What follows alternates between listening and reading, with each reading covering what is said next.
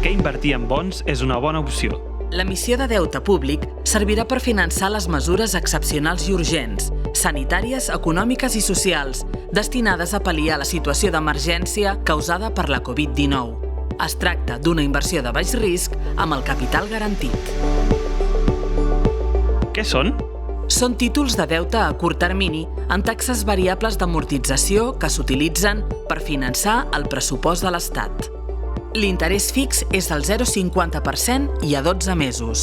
Això vol dir que passat un any, l'inversor recuperarà els diners invertits més el 0,50% d'aquests diners. Qui en pot comprar? Tothom pot accedir als 125.000 bons que es posen en circulació. La inversió mínima és de 1.000 euros. Fins al 25 de maig es pot formalitzar la petició a qualsevol de les entitats bancàries.